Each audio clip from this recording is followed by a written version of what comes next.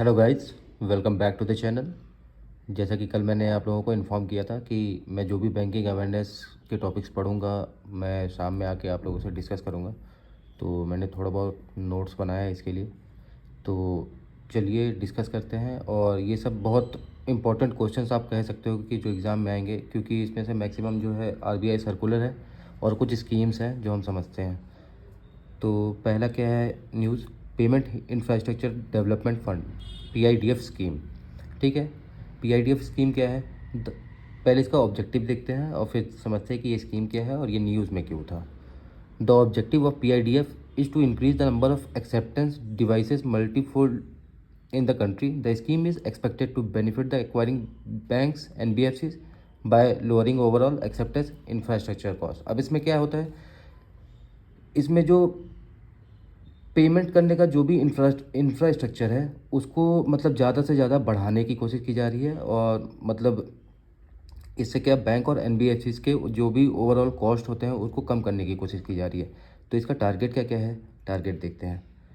5 years from January 2021, 1 जनवरी 2021 से ये 31 दिसंबर 2023 तक के लिए था। ठीक है, अब इसको एक्सटेंड करके कर दिया गया है कितना, 31 दिसंबर 2025 तक। यही एक्चुअली में न्यूज़ था ये।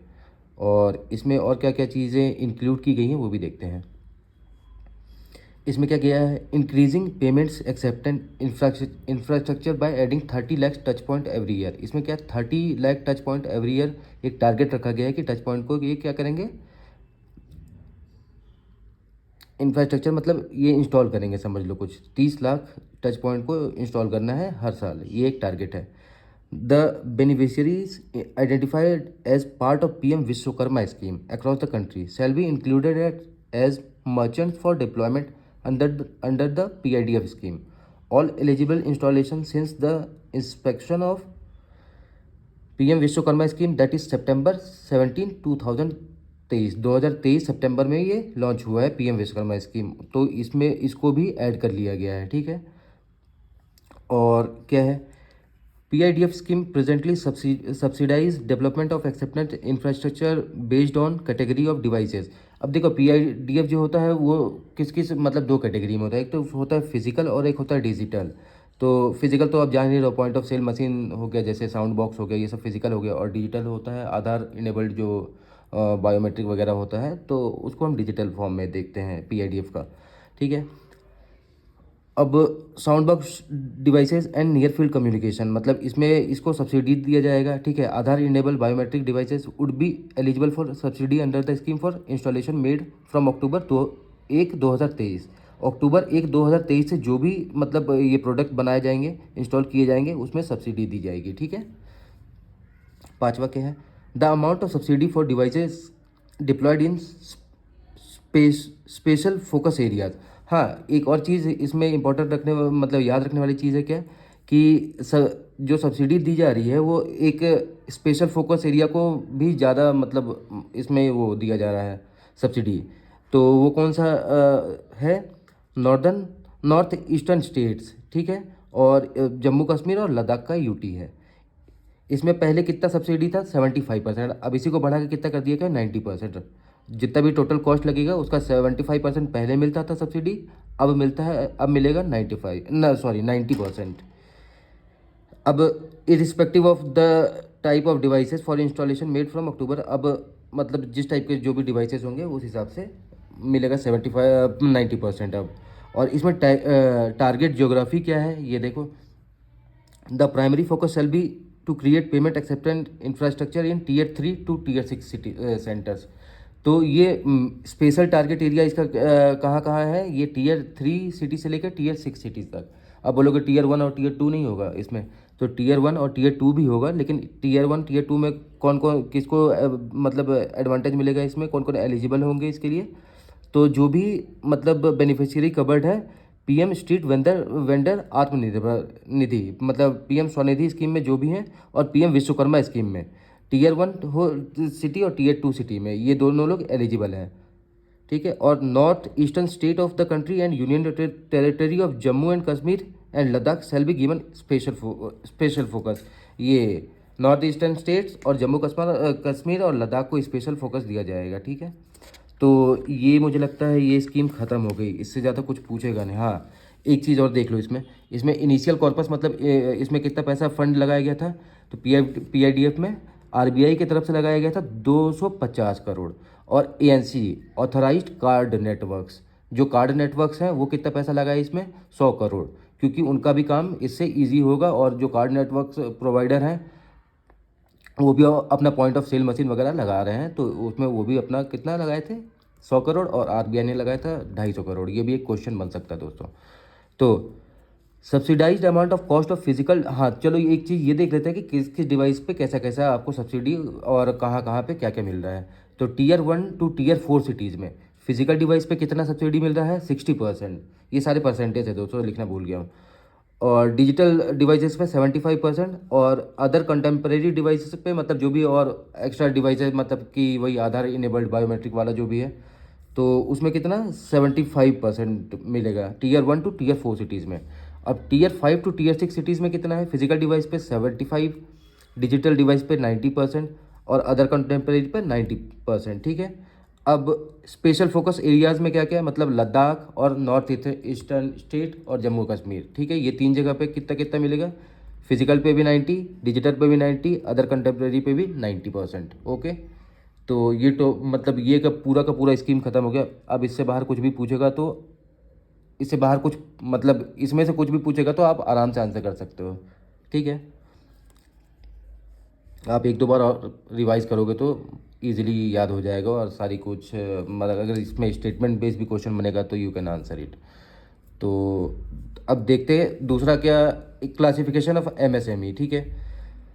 तो MSME में क्या क्या होता है, माइक्रो स्मॉल और फाइनेंस, माइक्रो स्मॉल और मीडियम, ये 3 इंटरप्राइजेस होते हैं। अब इसमें क्या क्या होता है कि कैसे कैसे इनको हम डिफाइन करते हैं, क्लासीफाई कैसे करते हैं, तो ये भी RBI के सर्कुलर में ही आया था। इसमें थोड़ा बहुत कुछ चेंज आया है, वो देखते हैं अभी क्या है।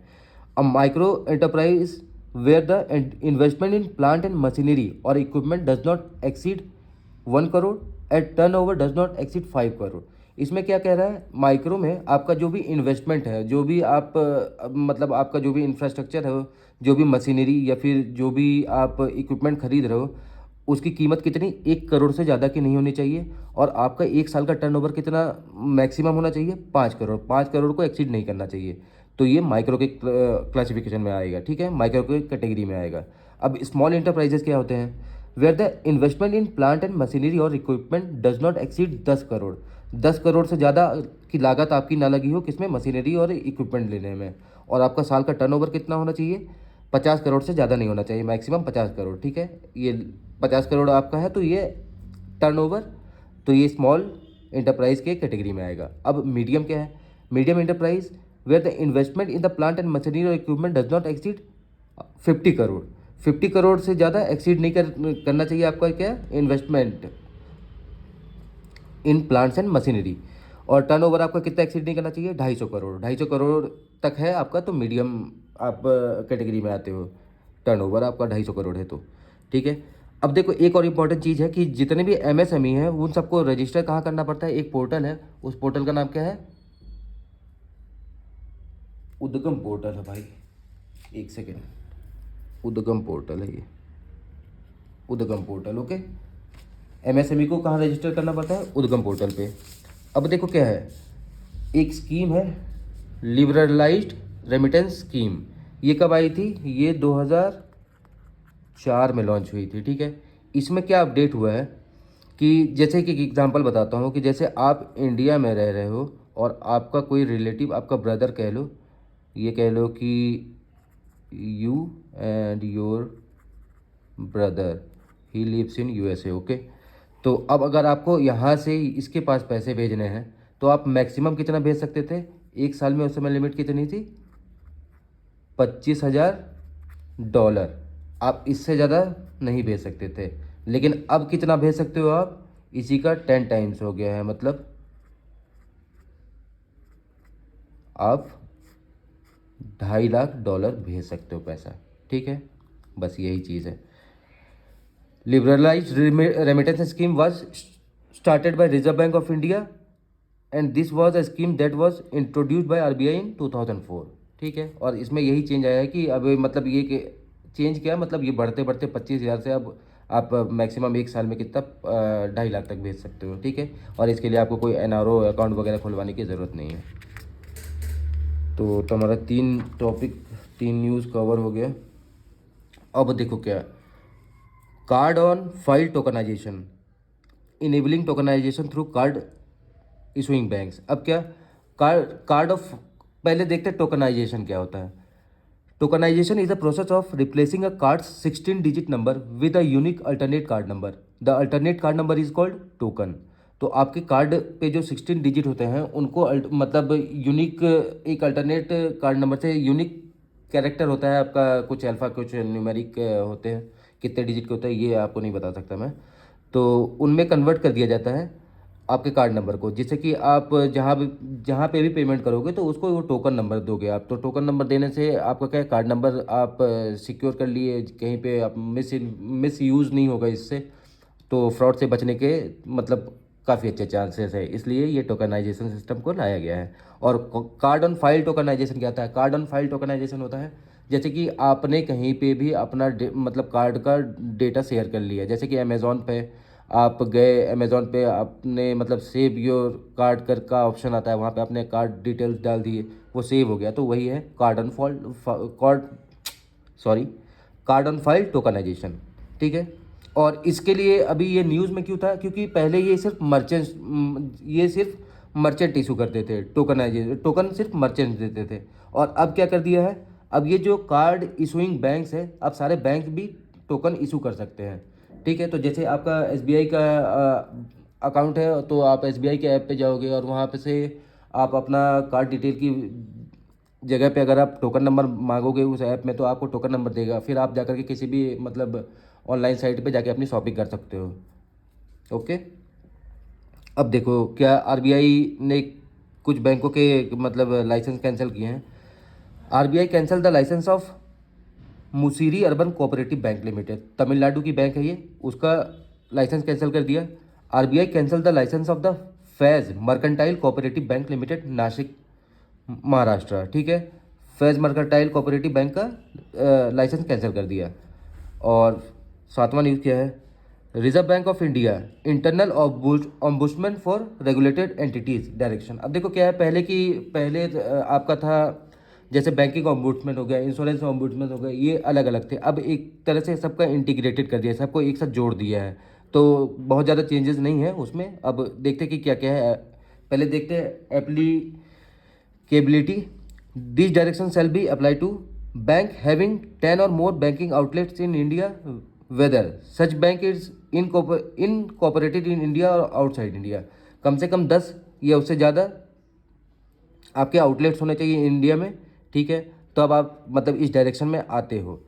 एनबीएफसी जितने हैं, एनबीएफसी में कौन कौन आते हैं, डिपॉजिट टेकिंग एनबीएफसी विथ 10 और मोर ब्रांचेस, ठीक है। Deposit taking NBFC, deposit taking जो क्या, term deposit. Non deposit taking NBFC with asset size of 5,000 crore, 5,000 crore and having public customer interface, मतलब आपका एक्सपीरियंस होना चाहिए उस फील्ड में, ठीक है। ये दो हो गए। और तीसरा क्या, जितने भी क्रेडिट इंफॉर्मेशन कंपनीज हैं, जितने क्या इंडिया में 4 ही हैं, ये भी क्वेश्चन आ चुका है एग्जाम में। तो I think IBPS clerk mains में आया था। तो एक है ट्रांस यूनियन सिबिल, सिबिल जहाँ पे आप अपना क्रेडिट स्कोर चेक करते हो, अपना सिबिल चेक करते हो। दूसरा है क्रिसिल, तीसरा है एक्सपीरियन, चौथा है इक्विफैक्स, ठीक है। ये 4 हैं क्रेडिट इंफॉर्मेशन कंपनीज इंडिया में। और इन तीनों के लिए एक इंटीग्रेटेड बैंकिंग इंटरनल ऑम्बुड्समैन बनाया गया है। तो कौन कौन है उसमें, बैंक्स हैं सारे, एनबीएफसीज हैं और क्रेडिट इंफॉर्मेशन कंपनीज हैं। अब देखो, the internal ombudsman shall not be over 70 years of age. इसमें मैक्सिमम एज क्या होगी, 70 साल। ये भी एक क्वेश्चन बनता है। इंटरनल ऑम्बुड्समैन और डिप्यूटी, और देखो इंटरनल ऑम्बुड्समैन के नीचे कोई डिप्यूटी होता है, हाँ रख सकते हो चाहो तो, अगर आपके पास बहुत ज़्यादा लार्ज नंबर ऑफ केसेस हैं तो आप रख सकते हो, ठीक है। Internal ombudsman deputy internal ombudsman shall not be eligible for reappointment और for extension of term in the same regulated entity, मतलब कि एक्सटेंशन नहीं हो सकता है इनका, और या फिर मतलब रीअपॉइंट नहीं किए जाते हैं। मिनिमम टेन्योर होती है कितनी एम्बुड्समैन की, 3 साल होनी चाहिए, और मैक्सिमम कितनी, 3 साल से कम नहीं और 5 साल से ज़्यादा नहीं। ठीक है, no what, reserve bank of India cancel the licence of Adarsh Mahila Sahakari bank मार्यादित Aurangabad Maharashtra. ठीक है, संभाजी नगर। कौन से बैंक का लाइसेंस कैंसिल किया, Adarsh Mahila Sahakari bank. Reserve bank cancel the licence granted to the Botad people's cooperative bank limited. Botad Gujarat, Gujarat में एक डिस्ट्रिक्ट है बोटाड, तो उसी के नाम पे है बोटाड पीपल्स कोऑपरेटिव बैंक, उसका भी लाइसेंस कैंसिल कर दिया आरबीआई ने। अब देखो क्या है, RBI launches the January 2024 round of consumer confidence survey. Consumer confidence survey क्या होता है, कंज्यूमर कॉन्फिडेंस सर्वे होता है कि आप लोगों से जा के पूछोगे कि आपके हिसाब से क्या इन्फ्लेशन है अभी, मतलब एक सेंटिमेंट लिया जाता है लोगों का, उसमें मतलब देखा जाता है कि लोग क्या सोचते हैं कि महंगाई ज़्यादा है या कम है। तो इसमें मतलब आपको पैरामीटर होता है कि 100 है, 100 से ऊपर है तो फिर अच्छा है, 100 से नीचे है तो कम है। ठीक है, the survey is conducted regularly in 19 cities. ठीक है, 19 सिटी में किया गया। और देखो एक एजेंसी है हंसा रिसर्च ग्रुप, ठीक है, जो ऑन बिहाफ ऑफ आरबीआई ये कंडक्ट करता है, सर्वे को किया है इस बार क्या मतलब यही कर रहा है। अब बाकी आरबीआई किसी और को दे दे तो I don't know. Fair lending practice penal charges in loan accounts, extension of timeline for implementation of instruction. अब देखो क्या होता है fair lending practice penal charge. अब ये चीज़ पढ़ते हैं पहले और फिर मैं आपको समझाता हूँ कि क्या चीज़ है ये। RBI said to all commercial banks, all primary urban cooperative banks, all NBFCs and all India financial institution. अब देखो ये भी एक क्वेश्चन है कि टोटल कितने इंडियन फाइनेंशियल इंस्टीट्यूशन है इंडिया में, तो 5 है। कौन कौन, एग्जिम, नाबार्ड, एनएचबी, सीडबी, नेफिड। ठीक है, ये 5 है। और चलो फिर से पढ़ता हूँ ये। RBI said to all commercial banks, primary cooperative banks, NBFCs and all India financial institutions, NABARD, NHB, sorry, if you are putting any penalty on a person, अच्छे से सुनना है इसको, if you are putting any penalty on a person who is not able to return the loans on time, it should not be considered as a part of the interest। ठीक है, आप उसमें फिर अभी आगे देखते हैं, डेट से there sorry there should be penal charge only and not penal interest. ठीक है, उसमें क्या है कि जैसे एक एग्जांपल के थ्रू आपको समझाता हूँ। जैसे आपने लिया 1 करोड़ रुपए का लोन मान लो बैंक से, ठीक है, 1 CR का लोन लिया हुआ है। अब आपको ये दे रहा है 8% इंटरेस्ट पे लोन दिया है, ठीक, और आपने इसका इंटरेस्ट पे नहीं किया, तो अब आपसे ये चीज़ नहीं कह सकता कि आप मुझे अब इस साल के लिए 9% का इंटरेस्ट दो।